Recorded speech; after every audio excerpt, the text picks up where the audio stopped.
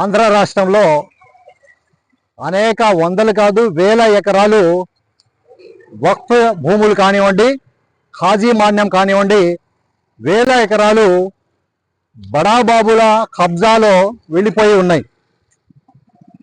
గతంలో కాంగ్రెస్ ప్రభుత్వం కానివ్వండి, వైసీపీ ప్రభుత్వం కానివ్వండి, ఎక్కడికక్కడ ఈ బడాబాబులకు ఎంకరేజ్ చేశారే తప్ప వాళ్ళ కబంధ హస్తాల నుంచి వక్ఫ్ ఆస్తులను తీసుకొని ముస్లింలకు ఉపయోగపడేటట్టు ఉపయోగిద్దాం అనే ధ్యాస లేకుండా గత ప్రభుత్వాలు చేసినాయి.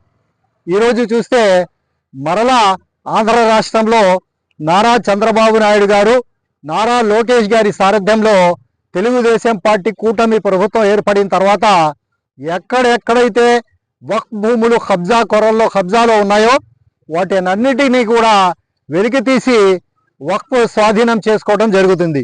ఈ కోవలోనే ఇక్కడ ఈ పెనుమలూరు మండలంలో మొన్న ఈ మధ్యలో కోర్టు వారి డైరెక్షన్తో ఎంఆర్ఓ గారు, తహసీల్దార్ గారు ఓపెన్ యాక్షన్ వేశారు ఈ స్థలాల్ని. ఎందుకంటే ఈ స్థలాల్లో కబ్జాదారులు ఉండి 20, 30, 40, 50 సంవత్సరాల నుంచి దీంట్లో కబ్జా చేసుకునే వాళ్ళు వక్ఫ్ బోర్డుకు కనీసం ₹1 కూడా కట్టకుండా, అటు పేద ముస్లింలకు కూడా ఈ స్థలాలు చెందకుండా వాళ్ళ కబ్జాలో పెట్టుకొని వాళ్ళు ఉపయోగించుకున్నారు. కానీ మొన్న ఏదైతే ఓపెన్ యాక్షన్ వేశారో ఆ యాక్షన్లో ఇక్కడ 4 సర్వే నెంబర్లు కూడా 4 బిడ్డర్లు వచ్చి పాడుకోవటం జరిగింది. ఓపెన్ యాక్షన్ దాదాపు 200 మంది దాంట్లో పాల్గొనటం జరిగింది. అందులో భాగంగా నేను కూడా ఇక్కడ ఈ సర్వే నెంబర్ ఏదైతే ఉందో ఈ ల్యాండ్ని నేను కూడా పాడుకొని ఎంఆర్ఓ గారు హైయెస్ట్ బిడ్డర్ అని ఇవ్వటం జరిగింది. కాబట్టి మేము చెప్పేది ఒకటే, కోర్టు వారి ఏదైతే ఉత్తర్వులు ఉన్నాయో అలాగే ఎంఆర్ఓ గారు, పోలీసు వారు ఏదైతే నిబంధనలు పెట్టారో ఇక్కడ బోర్డు కూడా పెట్టడం జరిగింది.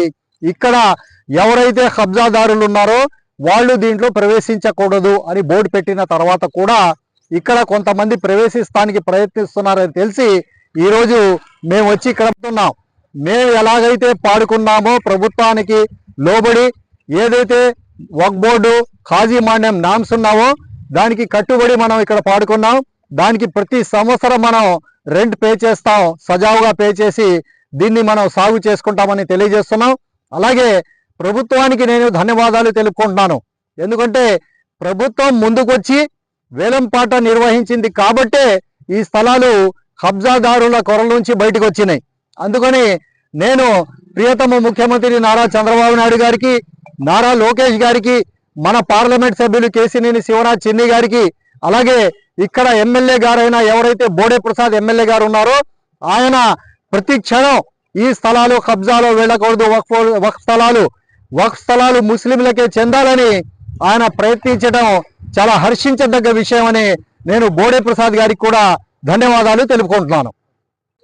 ఈ సందర్భంగా మన వక్ఫ్ బోర్డ్ చైర్మన్ ఎవరైతే అబ్దుల్ అజీజ్ గారు ఉన్నారో ఆయన కూడా రాత్రి పగలు కష్టపడి వక్ఫ్ బోర్డ్ అభివృద్ధి చెందాలి, వక్ఫ్ బోర్డు నుంచి పేద ముస్లింలు లాభం పొందాలని తపనతో ఆయన ఈ స్థలాలపై కూడా ప్రత్యేక దృష్టి సారించి ఈ స్థలాలను కూడా కబ్జాదారుల కబంధ హస్తాల నుంచి విడిపిస్తానికి ప్రయత్నిస్తున్న అబ్దుల్ అజీజ్ వక్ఫ్ బోర్డ్ చైర్మన్ గారికి కూడా నేను ప్రత్యేక ధన్యవాదాలు తెలుపుకుంటున్నాను.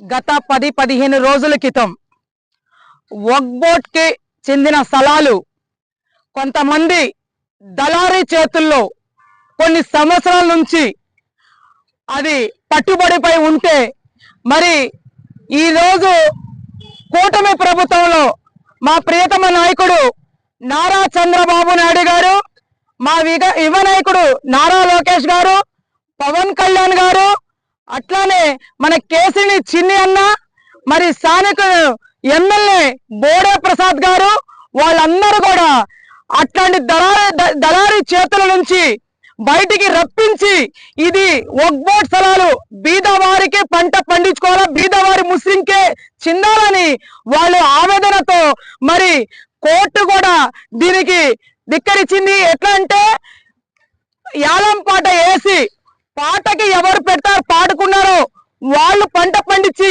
బీదవారు ముస్లింసే దీనికి హక్కుదారులని కేటాయటం.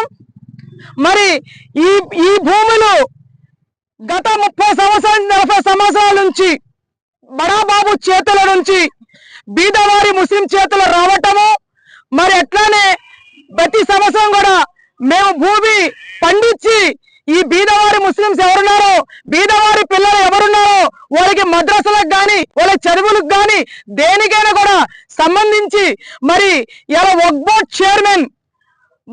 చైర్మన్ కూడా నిజంగా ఆయనకి అన్నకి ధన్యవాదాలు తెలియజేస్తున్నాము.